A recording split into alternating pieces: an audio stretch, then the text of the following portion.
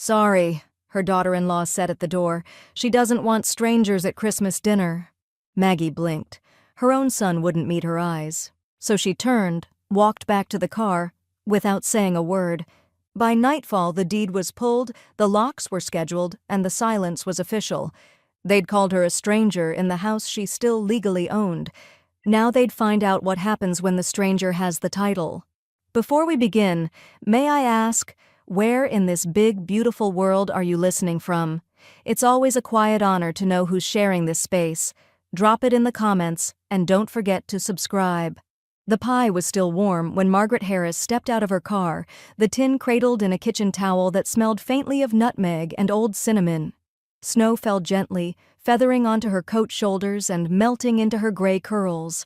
The lights in Brian's house gleamed through the frosted windows, soft yellow glows, moving shadows, silhouettes of someone laughing near the kitchen.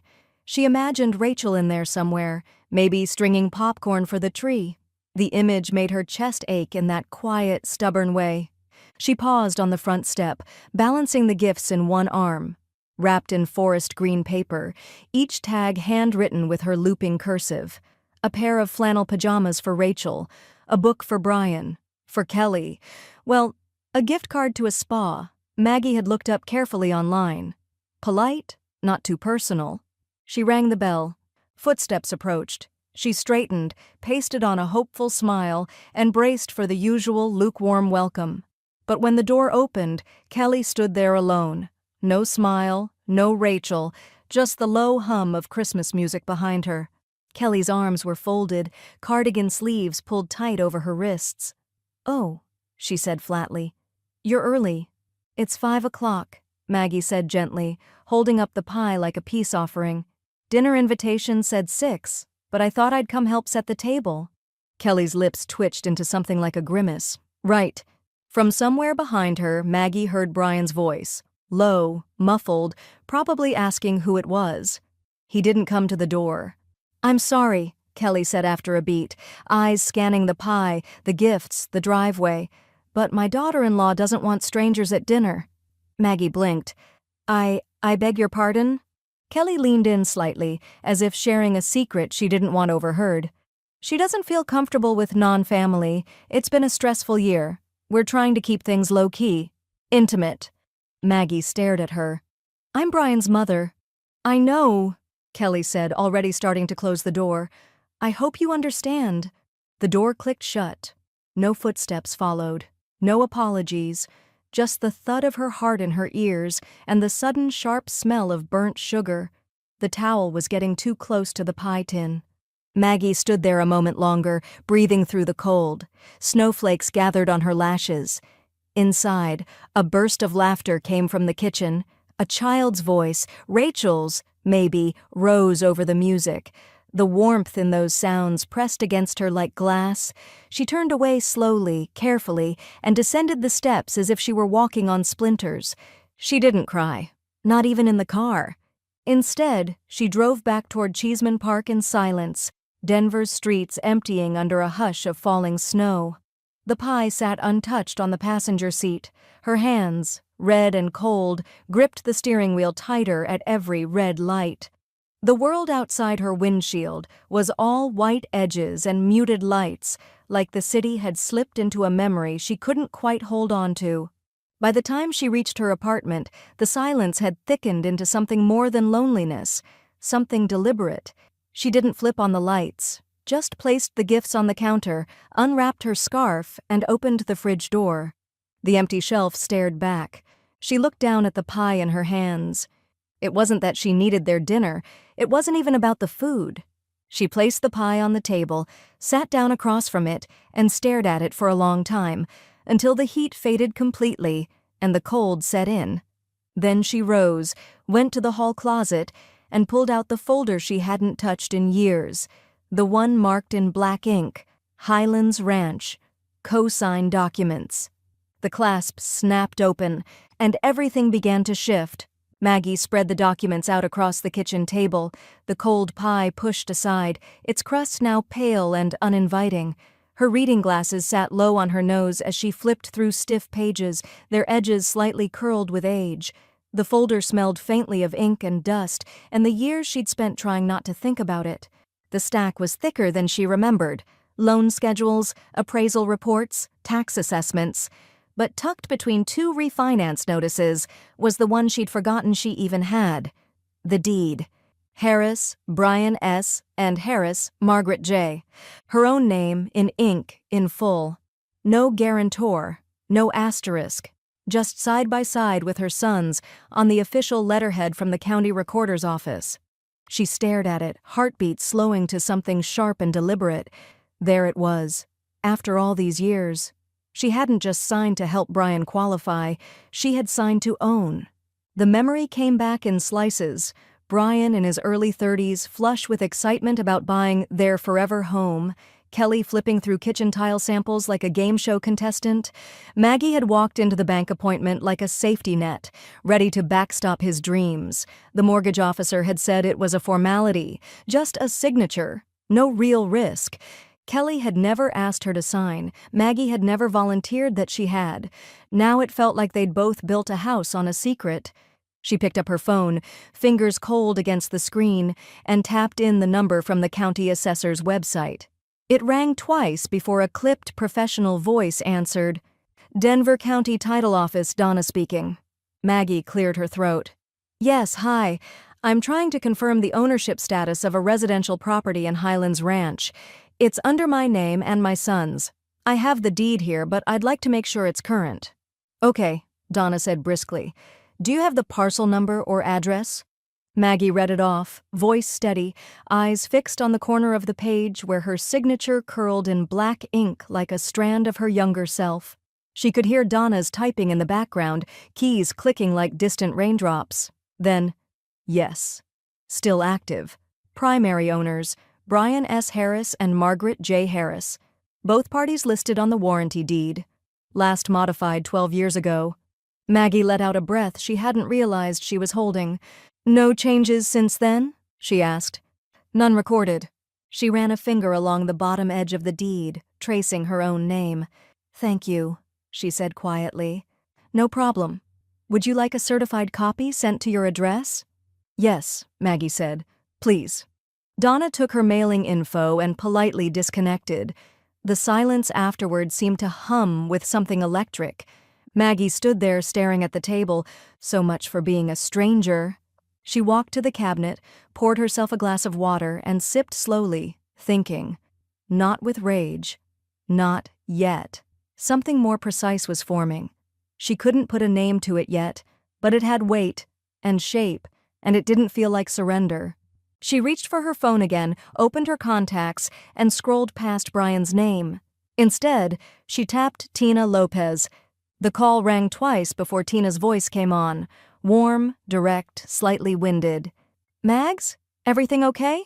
Maggie looked at the papers again, then out the window, where snow still floated down in flakes like falling time.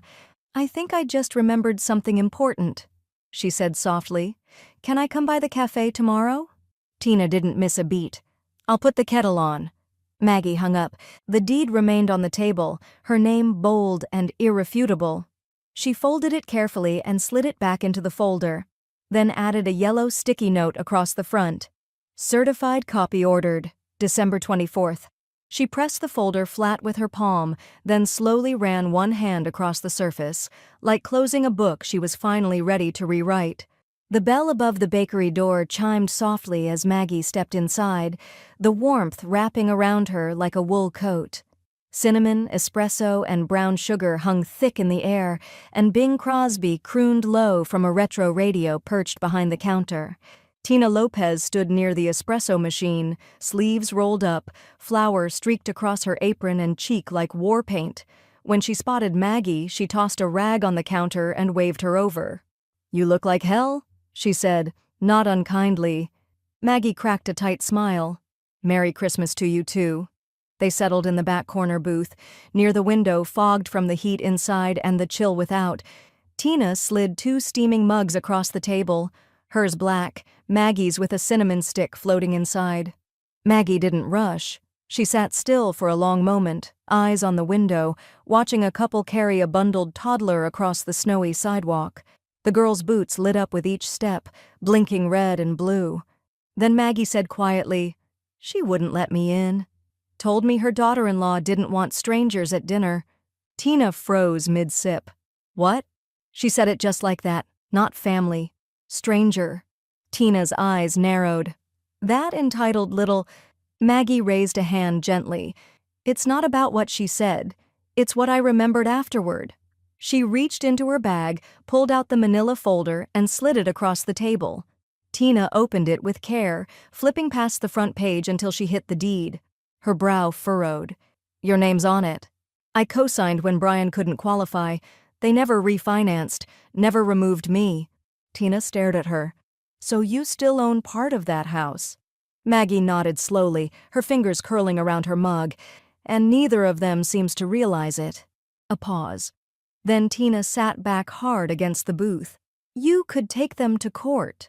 "I don't want to start a war," Maggie said evenly, "but I won't be dismissed like that.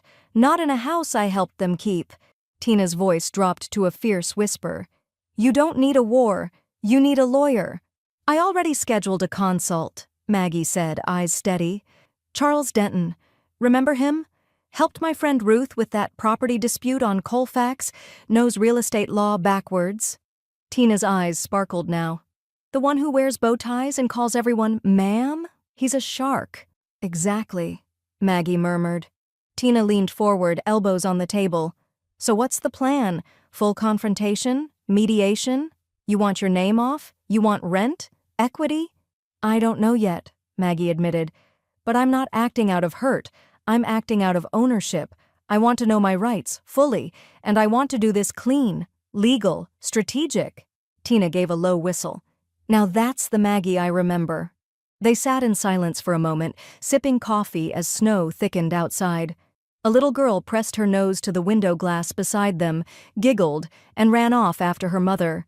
Maggie glanced at the old clock above the bakery counter. "My appointment's in an hour. Downtown." "No way you're driving in this," Tina said, already standing. She untied her apron, grabbed her coat from the wall hook, and snatched up her keys. "You're not showing up to a legal meeting with Kelly's smug face burned into your rear view? Let me take you. I'll drop you, wait at that tea shop on Wazy, and if the meeting goes sideways, I'll swing by with a sledgehammer and bail money." Maggie laughed, actually laughed, and stood, sliding her arms into her coat. "You're a menace." "I'm your menace," Tina replied, looping her arm through Maggie's as they headed for the door. "Let's go shake the city a little." The snow clung wet and heavy to Maggie's boots as she stepped into the old Lodo office building. The warmth inside hit her like a soft slap, radiators hissing faintly, the smell of lemon wood polish, and the quiet echo of distant heels on marble.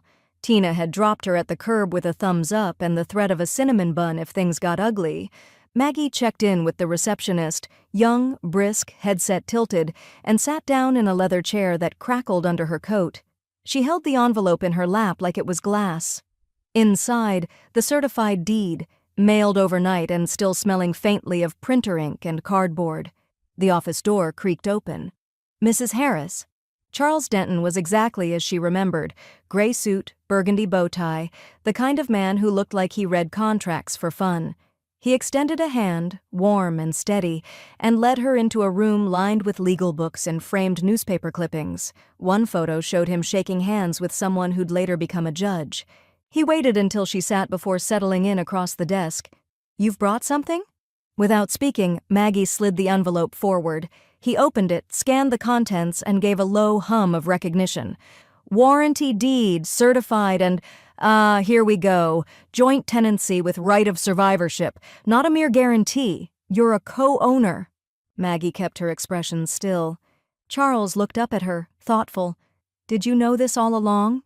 "I knew I signed something real," she said quietly, "but I let myself forget the details, for peace." He nodded. "It happens. Peace, unfortunately, often costs more than it should." He flipped through the deed again, noting the dates, annotations, the lack of any amendments. "They never refinanced, never filed a quitclaim.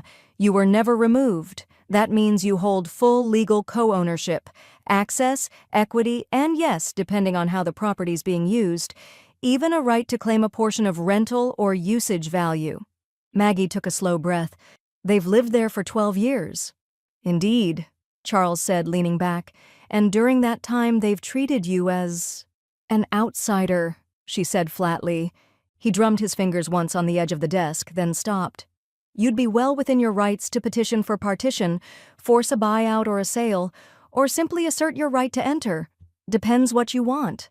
That hung in the air like a suspended verdict. Outside the window, flurries danced between buildings, the glass pane frosting faintly along the edges. Maggie sat motionless, watching them, her fingers folded tight in her lap. Charles waited.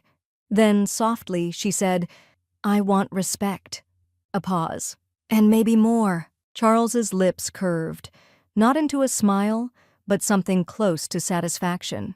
"That's a start." He reached for a legal pad. "Let's begin with documentation. I'll need to draft a file on this, build out your chain of title, note your co-ownership percentages, and prepare an outline of potential next steps." He glanced up. "Are you anticipating resistance?" Maggie's jaw set. "I'm counting on it." She reached into her purse, pulled out a smaller envelope, and slid it across. Inside, printed screenshots of Kelly's recent holiday posts, photos of the house, the new quartz counters Maggie had helped finance once upon a time, hashtags like #1 our home and #1 family, only below every smiling caption. Charles reviewed one photo, his brow raised slightly. "They've been making improvements?" "Many," Maggie said. He nodded, tapping his pen twice. "That adds value. Useful if we get into appraisals." Maggie nodded back, not with joy, not even with triumph, just a calm that felt ironclad. Charles capped his pen. "I'll be in touch within 48 hours. In the meantime, don't engage, don't tip your hand. Let the law do the talking." She rose slowly, tucking the folder back into her purse, her steps suddenly lighter. As she reached the door, he called out, "Mrs. Harris?" She turned. "Whatever your next move is, just be sure it's yours." She nodded once, then stepped out into the hallway, the soft click of her boots echoing against the marble as she moved forward, finally, entirely, on her own terms. Maggie sat at her kitchen table that morning longer than usual, her fingers wrapped around a mug of Earl Grey that had long since gone cold. The folder from Charles still sat in front of her, the certified deed tucked neatly inside, as though the paper itself might shift at any moment and say, "Go back. Look again." She didn't need it to speak. Instead, she pushed herself up from the chair, moved to the hallway, and opened the drawer where she kept small, forgotten things. Spare light bulbs, stray batteries, and, on the very back hook, a key ring with 3 familiar silver keys and a charm shaped like a heart. The enamel had worn off the edges of the tiny #1 Nana inscription, but she remembered exactly where it had come from. Rachel had given it to her after a second-grade Christmas program, cheeks still pink from singing under hot stage lights. Maggie slipped the keys into her coat pocket and zipped it up slowly. Her movements were steady, unhurried, like someone following a rhythm only they could hear. The drive to Highlands Ranch was quiet, a stretch of clear road flanked by snowbanks that glistened in the morning sun. She kept the radio off, the silence inside her car thicker than any music could fill. When she pulled up to the curb just down the street from the house, she scanned the driveway from behind a stand of frost-dusted pines. Both cars were gone. It was the middle of a workday. She knew their routines.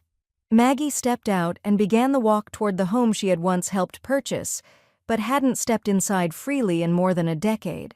Each footfall on the salted pavement sounded like a reminder of how easily a person could be erased from the narrative of their own generosity.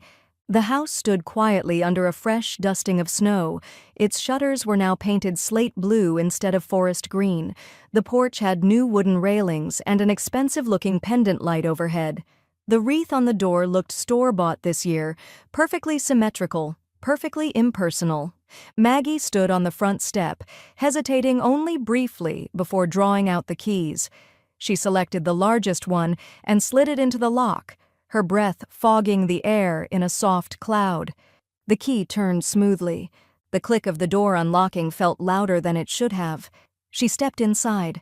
The interior was as clean and curated as a home in a magazine spread. There were no shoes by the door, no stray coats thrown over the banister, no dog hair, no mess. The hardwood floors gleamed. She could smell lavender and lemon oil, a synthetic, sharp sort of cleanliness that replaced the cozy warmth she remembered from the early days. She didn't say a word. She didn't need to. Her steps were careful but confident as she walked through the front hall into the living room.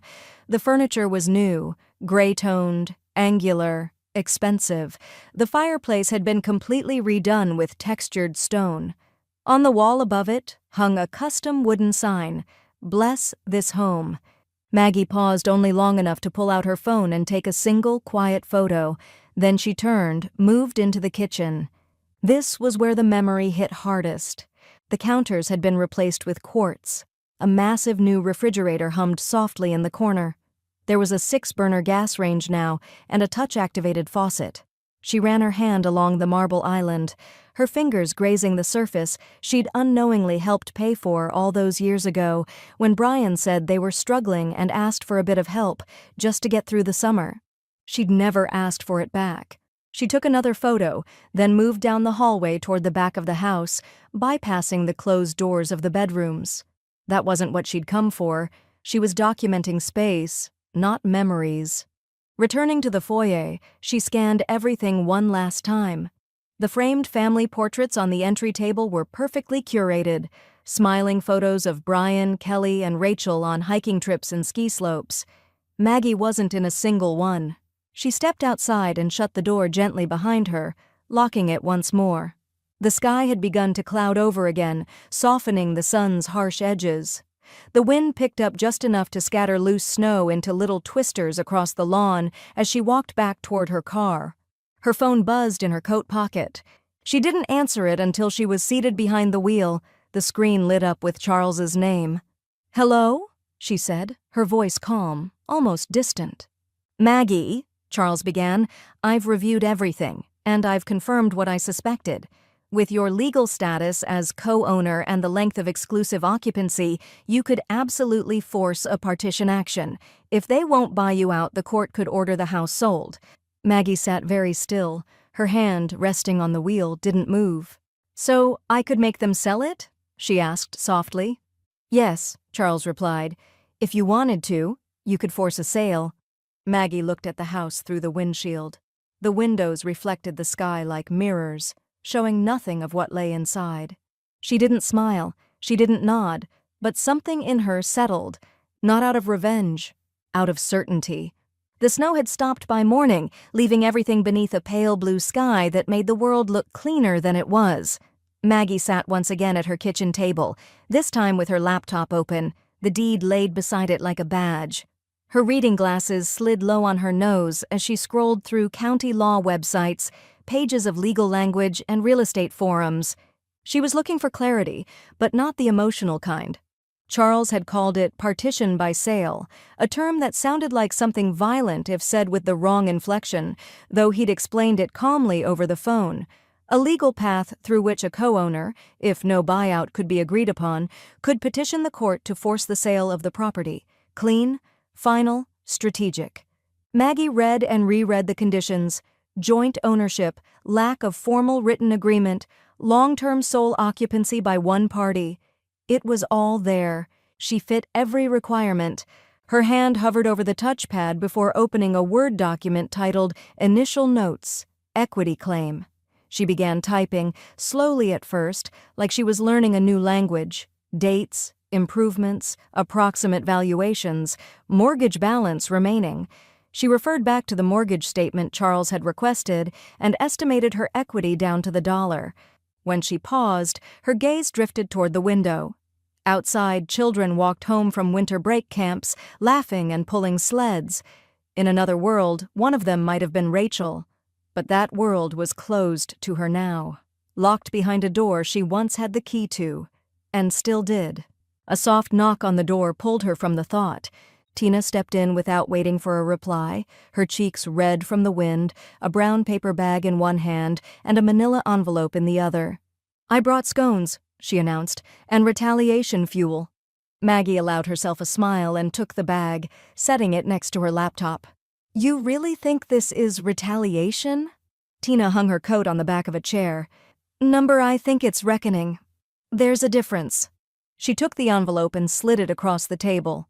Charles couriered this. Preliminary draft of the petition.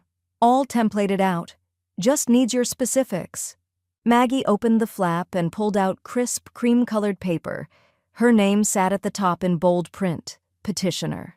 There was something powerful in that. Not vindictive, not petty, just official, whole. Tina sat down, studying her friend's face. So, what's the plan? I'm reviewing valuations, property tax history, market comparisons. Maggie picked up her tea. Making sure if this ends up in court, I don't flinch.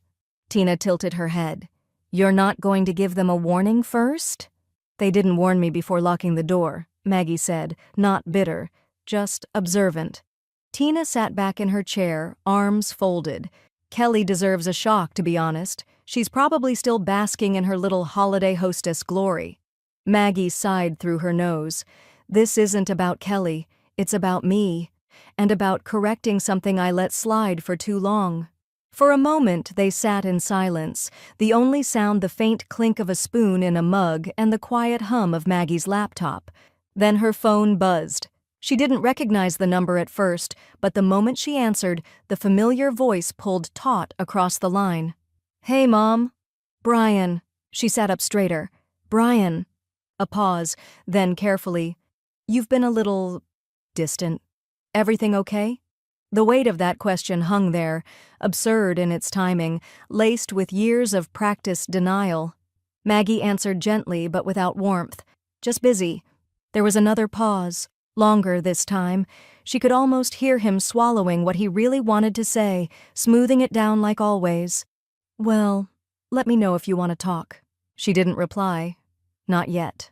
After he hung up, Maggie turned her gaze back to the envelope from Charles. Her finger traced the embossed letterhead, then rested on the signature line. It was blank, but not for long. The voicemail came 2 nights after Brian's hesitant phone call, late, as if it had been recorded after a glass of wine and not much thought. Maggie had just turned down her bed when the chime echoed through her phone. She almost didn't check it. But then she saw the name, Kelly. No message in weeks. No thank you for the Christmas gift card. No apology for the front porch humiliation. Just this, a time-stamped voice recording, 63 seconds long.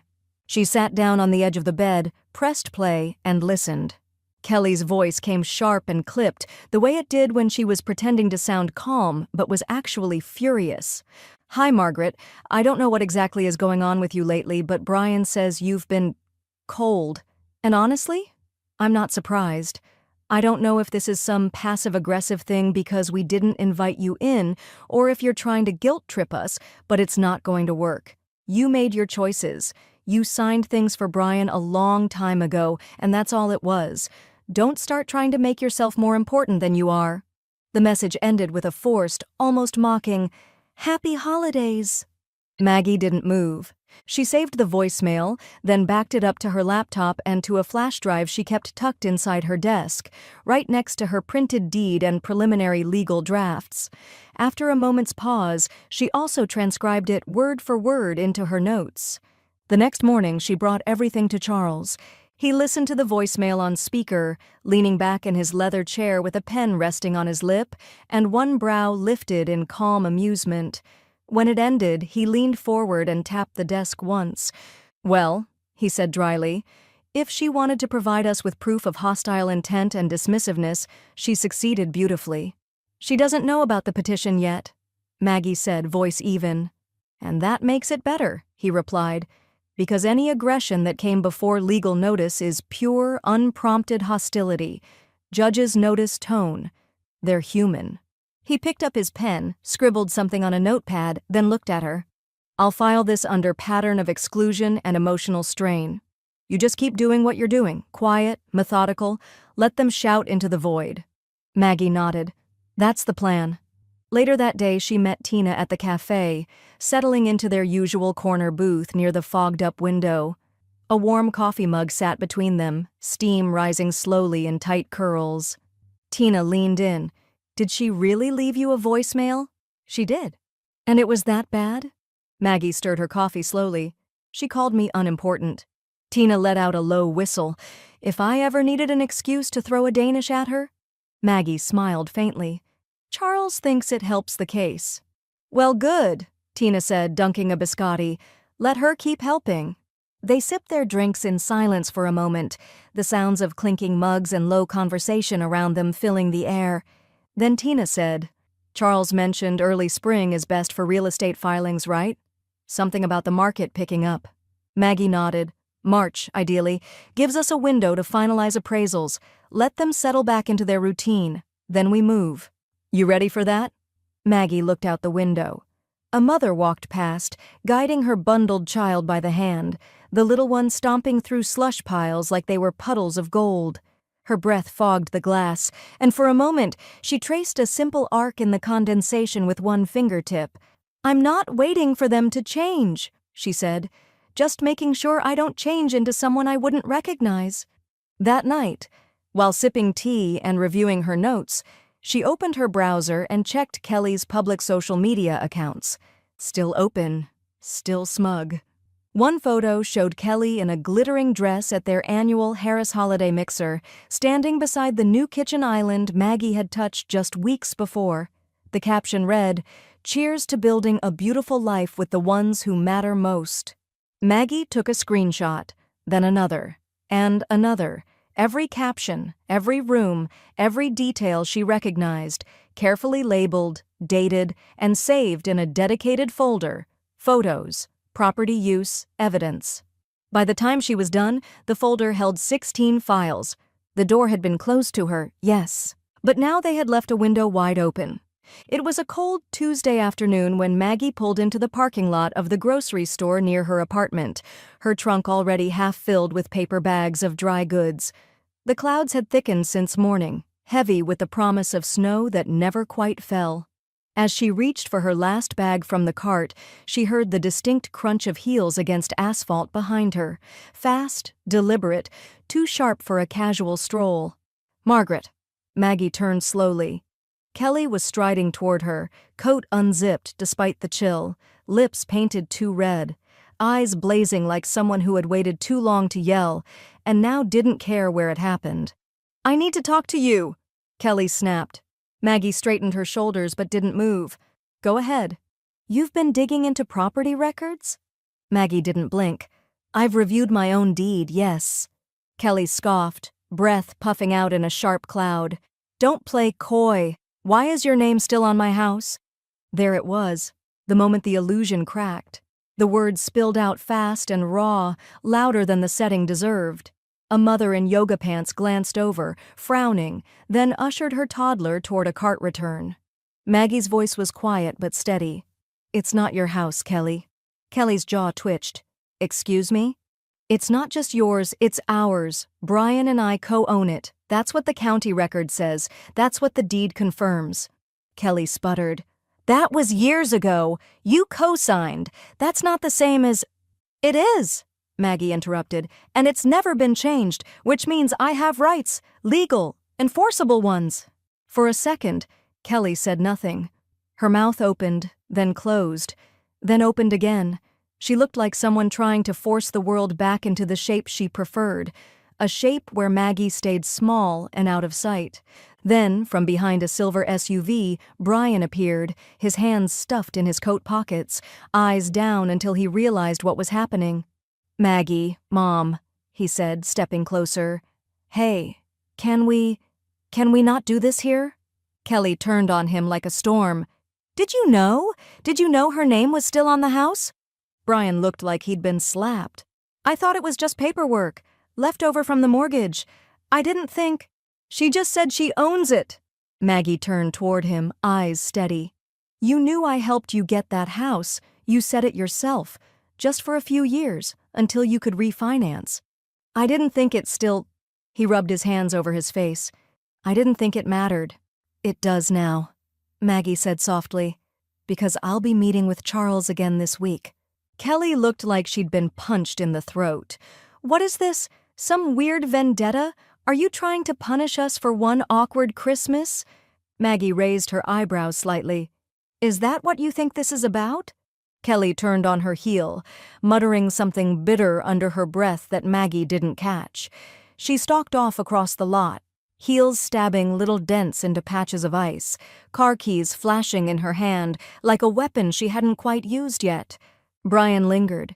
His face was pale, his mouth drawn.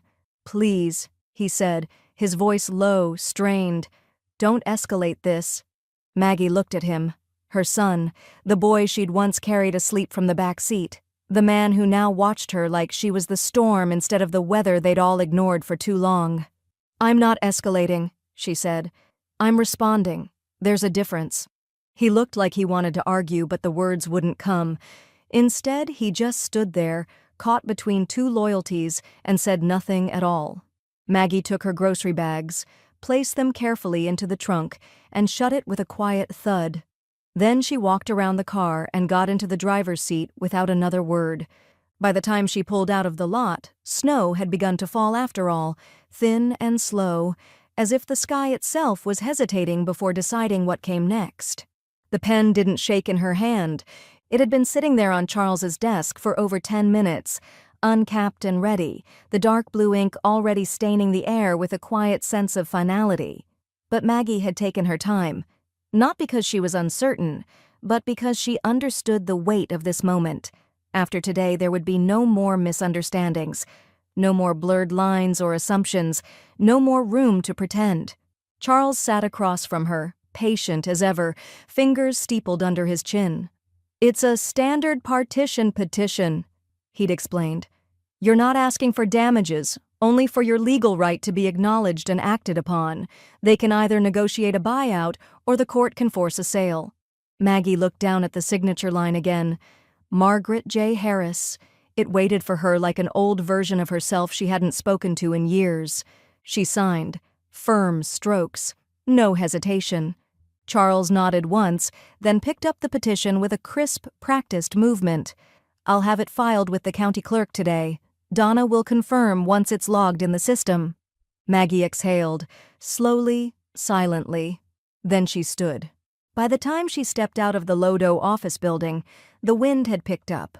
Denver's skyline shimmered behind her like a jagged promise, and Maggie wrapped her scarf tighter as she walked down the block toward the light rail station, her boots hitting the sidewalk in a rhythm that matched her resolve. The email from Donna came through by mid-afternoon. Subject, case status, Harris v. Harris, partition. Body, your filing has been received and marked pending. Docket number included below.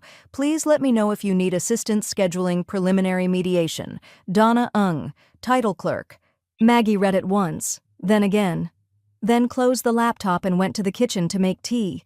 She didn't open Facebook that day, but Tina did.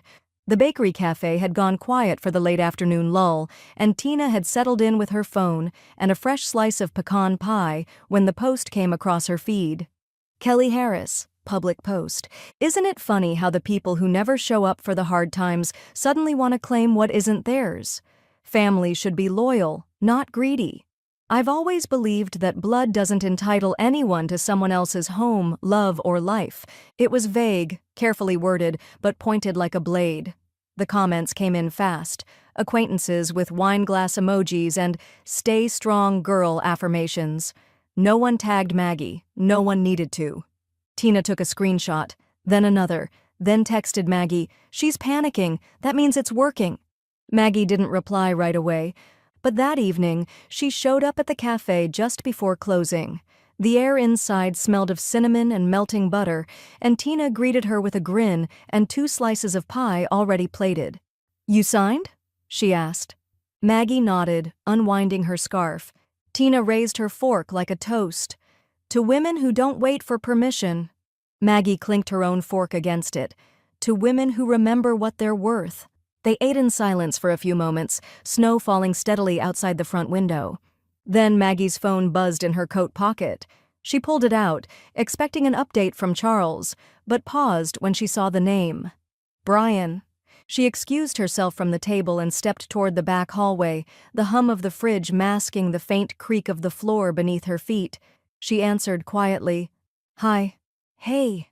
Brian's voice was quiet, tight, barely above a whisper. "I saw the filing. Kelly did too." Maggie closed her eyes for a moment. "I assumed you would." There was a pause. Then the sound of him shifting on the other end, like he was sitting in his car, trying to choose between speed and care. She said, his voice broke off. When it returned, it was lower. She said if this goes any further, she's leaving. Maggie didn't answer right away. Her hand rested against the cool tile of the wall beside her. She could hear Tina laughing softly with a barista in the front room, the clink of ceramic mugs stacking. "Did she mean it?" she asked. Brian sighed, and for the first time, she didn't know if it was from guilt or exhaustion. "I think so." Maggie leaned her head gently against the wall, her voice even. "That's between the two of you, Brian." "But if you withdraw it?" "No," she said. Silence. Not harsh, not triumphant, just still. When she hung up, she stood there for a moment longer, letting the weight of the call settle into her body like cold air under a door. Then she walked back to her seat, picked up her fork, and finished her slice of pie. Maggie stared out the window of the bakery cafe long after the pie was gone. The lights inside had dimmed for closing.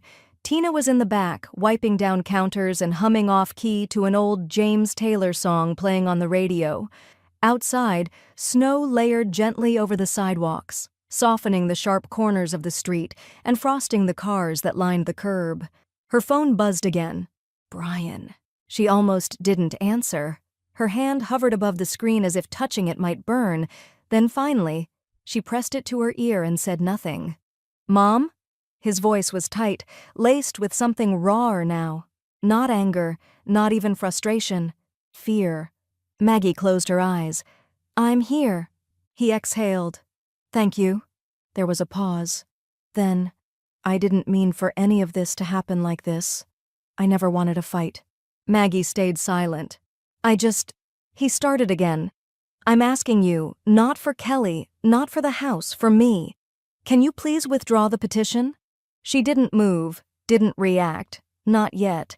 Her heart did what it always did in his presence, even just the sound of him, softened, reached back, remembered, the Lego pieces on the carpet, his first scraped knee, the time he'd called from college just to hear her voice. But memory, she had learned, was not the same as reconciliation. "Brian," she said gently, "if I withdraw the petition, what changes?" "I don't know," he admitted. "Maybe everything, maybe nothing, but if Kelly leaves, it won't just break my marriage, it'll break Rachel's home. And I know you don't want that." The words sat heavy between them. Maggie pressed her palm flat against the table, grounding herself.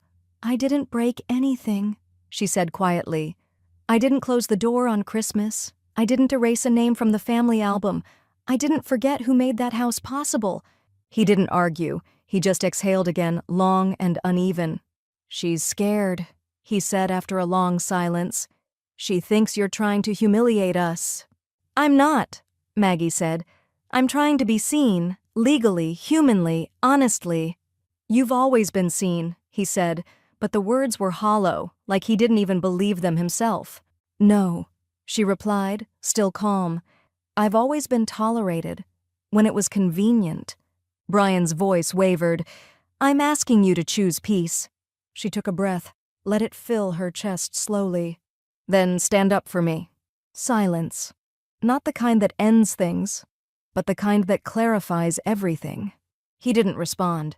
She could hear him blink back tears, maybe rub at his face, maybe sit slouched in the driver's seat of his car with the heater too high and his coat still on. But there was nothing else he could say, and she wouldn't say it for him. She hung up. Her hand stayed on the phone a moment longer than necessary. Then she set it down and reached for her coat.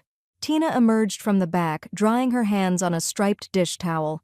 "Everything okay?" "No," Maggie said, "but I am." Tina studied her face, red-rimmed eyes but steady posture. Then she gave a small, proud nod. "They're counting on you folding." "I know." Tina walked over, tossed the towel aside, and pulled Maggie into a hug that was warm and whole and wordless. When they parted, Tina said, "You made something clear tonight." "What's that?" "That you're not just in this to win. You're in this to be heard." Maggie nodded once. Outside, the snow had begun to fall harder, collecting in Maggie's footprints from earlier until they were nearly gone. The courthouse lobby smelled faintly of old paper, floor polish, and something metallic, like dried ink and nerves. Maggie sat on a wooden bench near the window, her gloved hands resting on her lap, her coat draped neatly beside her. Outside, snow drifted in slow spirals, dusting the tops of parked cars and the steps where she had stood just moments earlier to collect herself. Charles arrived precisely on time, his coat buttoned to the top, briefcase in hand. He gave her a small nod as he approached, not formal, not overly sympathetic, just steady. "They're already inside," he said softly. Maggie stood, smoothed the hem of her sweater, and followed him through the double doors into courtroom 3B. The space was smaller than she expected. The wood paneling was warm, almost too polished, and the ceiling lights buzzed faintly above them. The air was still, too still, like everyone inside was holding their breath. At the other table sat Kelly, perfectly composed in a navy blue blazer, her expression carefully blank. Brian sat beside her, shoulders stiff, jaw clenched. He didn't look at Maggie when she entered. She didn't expect him to. The clerk called the session to order, and the judge, an older woman with gray curls tucked beneath her robe, entered without ceremony, her gaze sweeping across the room with the calm efficiency of someone who'd seen too many people pretend not to know better. Charles rose, offered a short, respectful introduction. "Your Honor, we're here on a petition for partition of residential property jointly owned by the petitioner, Margaret Harris, and her son, Brian Harris, whose name appears alongside hers on the recorded deed. My client is seeking either mediation or a court-ordered sale due to ongoing, unresolved disputes over ownership rights and access." Kelly's attorney, sleek, younger, and clearly used to speaking fast, stood. "With respect, Your Honor, the petitioner is not an active co-owner in any functional sense. She co-signed on a mortgage over a decade ago to help her son qualify, and has neither lived in nor financially contributed to the property in any meaningful way since that time. This is an emotional grievance, not a legal one." Maggie kept her face still. She didn't fidget. She didn't react. She simply folded her hands on the table and let her breath move slowly through her chest, even and full. Charles didn't blink. "We have here a copy of the certified deed from the Denver County Title Office, which clearly lists Ms. Harris as a legal co-owner, not a guarantor. No quitclaim deed was ever filed. She has remained on the title for 12 years. Additionally, we have proof of direct financial assistance provided to maintain and upgrade the property, evidence that reflects a material investment." He passed the documentation forward. The judge leafed through it without expression. Charles continued, voice steady. "My client has not asked to be compensated for emotional distress. She has not sought punitive damages. She is requesting only what she is legally entitled to as a co-owner, either a mediated buyout or a court-supervised sale." Kelly's lawyer tried again. "But, Your Honor, surely intention must count for something here. No one involved saw her as an active owner. The house was always considered theirs, Brian and Kelly's." The judge looked up, and for the first time her voice cut through the room like a clean blade. "The law," she said, "is not based on feelings. It is based on documents. You may proceed with arguments if you'd like, but you'll be arguing against recorded evidence. So I would suggest doing so very carefully." The silence that followed was long and final. By the time the judge delivered her ruling, Maggie already knew what was coming. But still, the words held weight. "This court acknowledges that Margaret Harris is a legal co-owner of the property in question. A period of formal mediation will be scheduled within the next 30 days. If no agreement is reached between the parties, the court is prepared to proceed with a sale and equitable distribution of proceeds." Gavel, sharp, one strike. Kelly turned her head sharply toward Brian, her lips moving but no sound escaping. Brian stared at the table. Maggie didn't smile. She didn't look smug. She simply stood when Charles stood, gathered her purse, and walked out without a glance backward.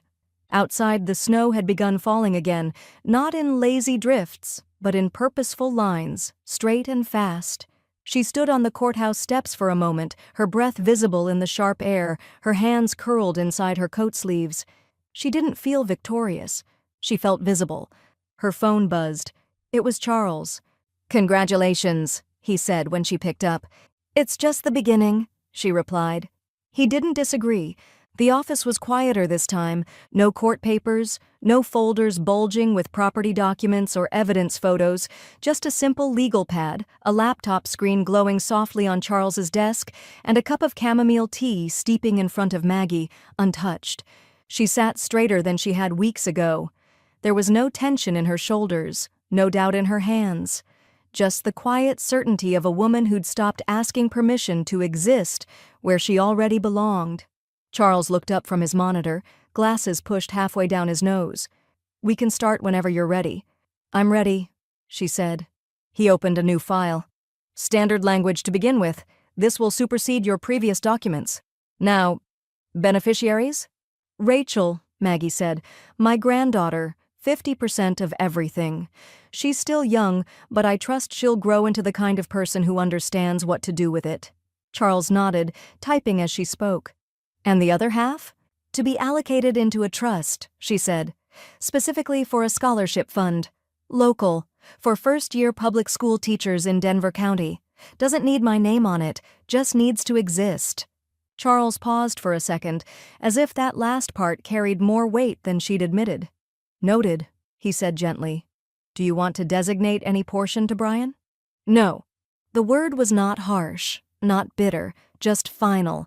It didn't wobble in her throat. It didn't echo. Charles continued typing. The minutes moved like water. Slow, deliberate, each word recorded exactly as she dictated. Furniture, accounts, assets, instructions. It was the kind of control Maggie hadn't realized she needed, not over people, but over legacy, over meaning, over what outlives you and why. She was finishing her tea when the last page printed. "Now, just need a witness," Charles said, standing.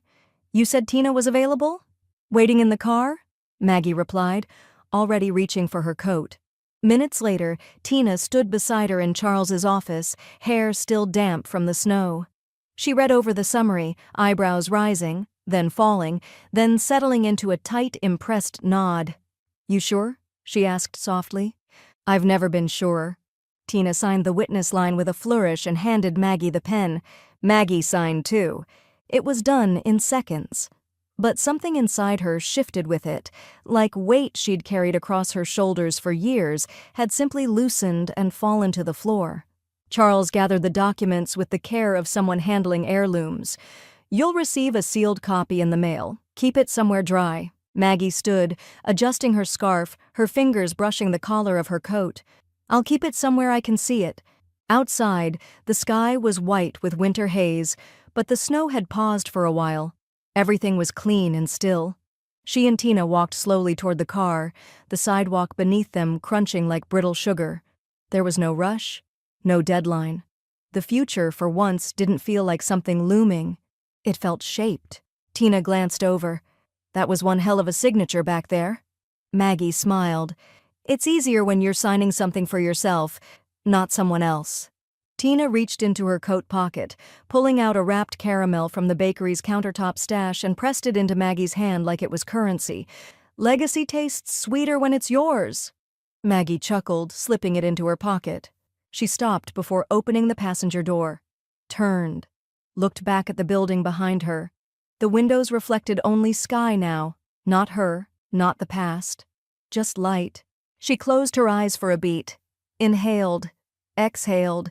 For the first time in a long time, she felt her chest rise without tension.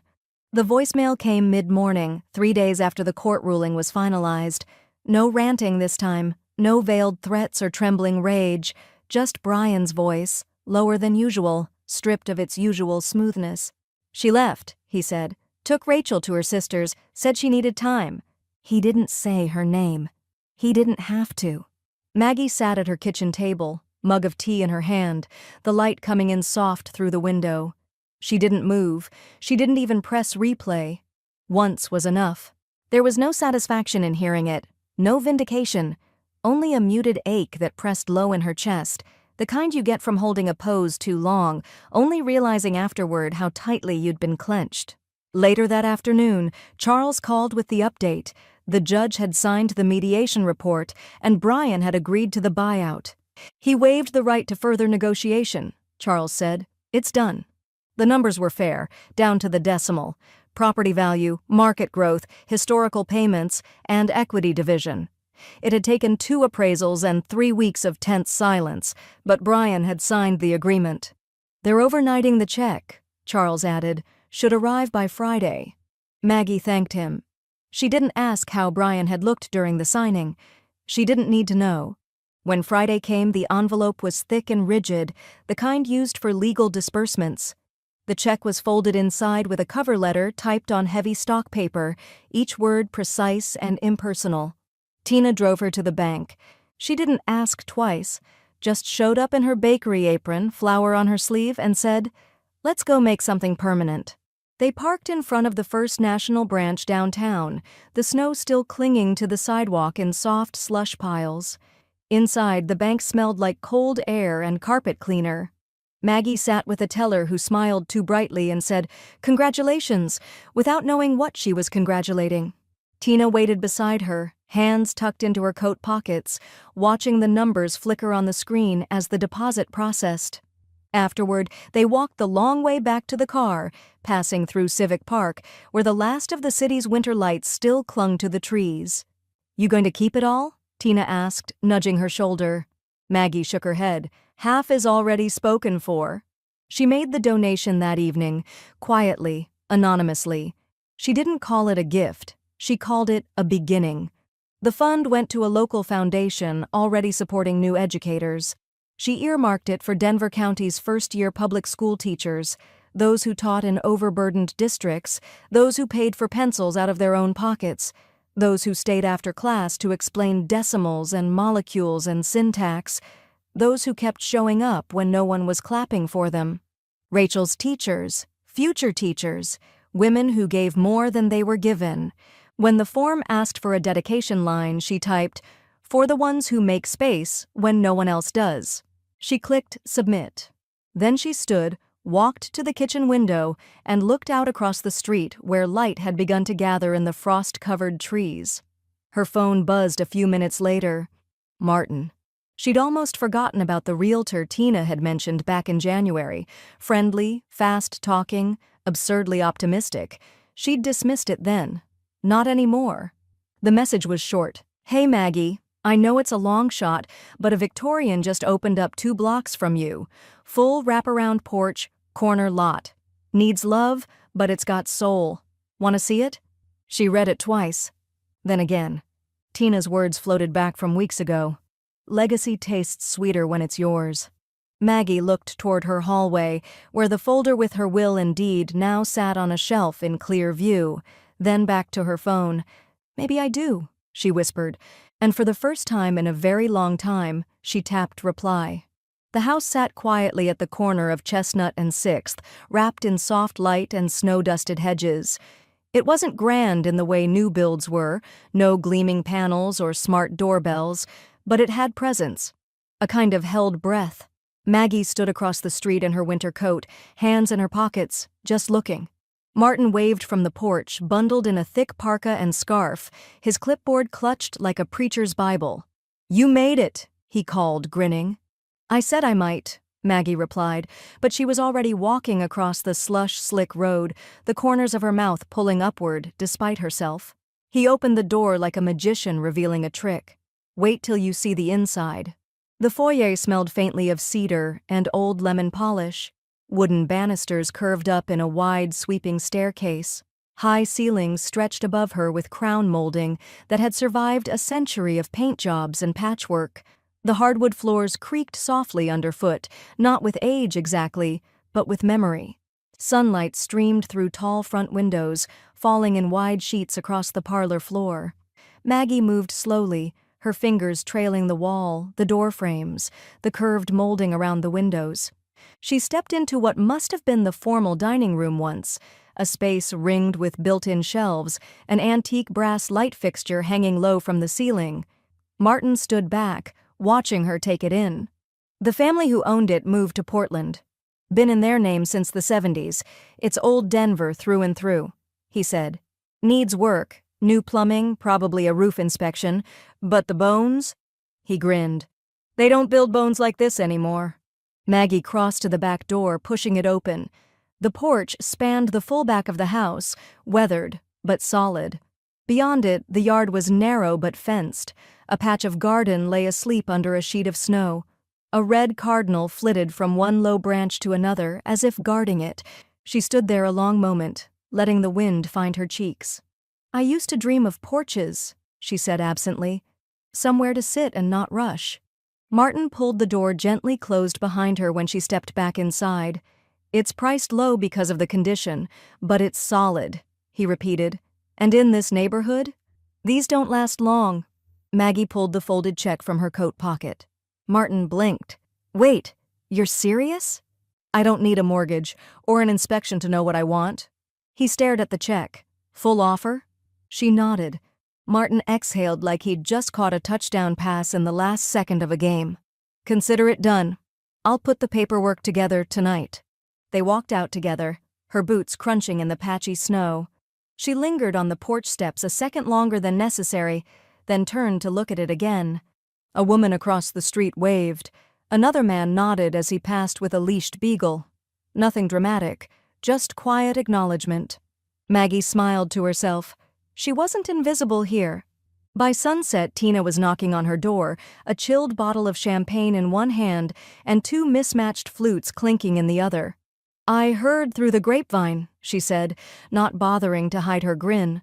Martin called Marcy, who told Donna, who told Cheryl at the bakery, who immediately called me. You all really do operate like an underground network. We prefer the term grassroots. Tina handed her a glass. To Maggie Harris, porch owner, deed holder, and queen of the clean break. They clinked glasses. Maggie took a sip, letting the bubbles settle behind her teeth before swallowing. I didn't think I'd want a house again, she said. After everything, I thought I just wanted closure. And now? Now I want doorways. For people I choose, and windows for light, and a table with too many chairs. Tina nodded, serious now. So, what are you going to do with all that space? Maggie didn't answer right away. She glanced toward the folder still sitting on her hallway shelf, her will, her deed, her copy of the check. Beside it sat the #1 Nana keychain, freshly polished, its enamel chipped but still catching the light. Then she looked out the window where her new house waited in the dark, and smiled. The first snow of December came softly, the way true snow should, quiet, almost reverent, the kind that doesn't just fall but arrives, making everything look like it's been waiting for this exact moment to exhale. Maggie stood in the front room of the Victorian, adjusting the last fork on the dining table with a precision that wasn't about perfection, but about care, intentionality. The house smelled of cinnamon, rosemary, and something deeper, history warming up again. Through the windows, the last light of day glowed across the rooftops of Chestnut Street. Inside, laughter was already blooming in the kitchen. Do not touch that pie yet, Tina called out, mock stern, as Rachel tried to sneak a finger across the crust's edge. I was just checking the temperature, Rachel grinned, bright-eyed, all legs and warmth and teenage awkwardness made radiant by affection. Well, your Nana's famous apple bourbon pie doesn't check itself, Tina quipped, setting down a tray of roasted vegetables with a flourish. Respect the sacred, Maggie chuckled from the dining room. She gets it honest. You should have seen her dad at 12. A slight hush passed through the air after that, just long enough to be noticed. Then Rachel stepped in beside her grandmother and asked, Need me to light the candles? Maggie nodded, handing her the matches. Please. As Rachel struck the first match and leaned in, the flicker cast golden shadows across the polished table. It wasn't grand, just wide enough to seat 10, with mismatched chairs that Tina had thrifted from 3 different estate sales. But it held everything it needed: good food, kind people, and a warmth that had taken its time getting here. Neighbors arrived one by one. Mr. Rodriguez from across the street with a tray of tamales, the Moores from the corner house bringing homemade rolls and stories of their bickering beagles. Each arrival came with snow dust on their shoulders and easy smiles, like they knew they'd been expected. The conversation swirled, laughter rose and folded into itself. Maggie moved between chairs with quiet grace, refilling water glasses, brushing crumbs off elbows, leaning in to hear stories of grandchildren and basement leaks and fourth-grade science fairs. When it came time for dessert, she brought out the pie herself. No ceremony, no announcement. Just the hum of comfort as she set it down and sliced it with steady hands. Rachel leaned in from across the table. "You still make it better than any bakery." Maggie smiled, brushing a bit of flour from her apron. "It's the bourbon," she said, and the table erupted into approving murmurs. After coffee was poured and second helpings declined, and the volume dipped into a soft hum of full stomachs and fuller hearts, Maggie drifted to the front window, tea in hand.